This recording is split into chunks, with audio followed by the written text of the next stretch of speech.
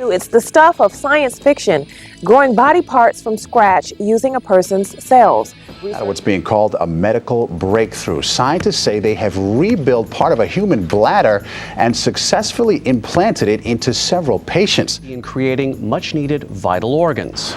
Some experts are calling it a medical milestone. Thank you. There is nothing more devastating for a surgeon in need than not having an organ for a patient who needs it. In the U.S., we're only able to meet 15% of the need for donor organs.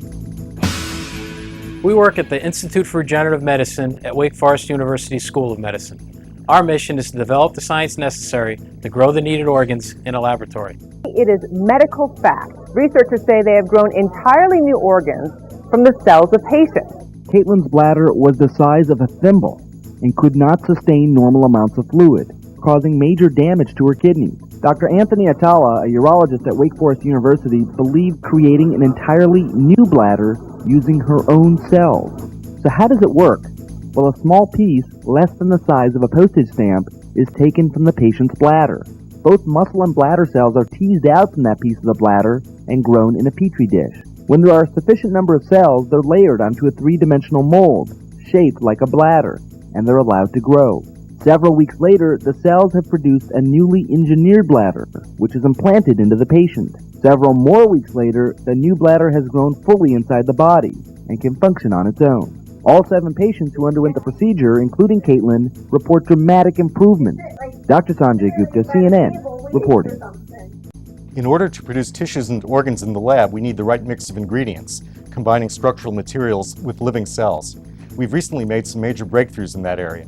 Wake Forest and Harvard researchers have announced that stem cells in amniotic fluid hold the same promise as stem cells from an embryo. Stem cells to treat disease have been given a boost by scientists in the United States. The discovery of a new source of stem cells. Scientists at Wake Forest and Harvard universities have discovered a new source of stem cells. They grow just as rapidly as human embryonic stem cells. And they are easier to obtain. These stem cells can be taken from the amniotic fluid during pregnancy or from the placenta at birth. And with more than 4 million births a year in the United States, the supply could be plentiful. The new source of stem cells is accelerating our ability to grow organs in the laboratory. A team of scientists are working on 22 different organs and tissues.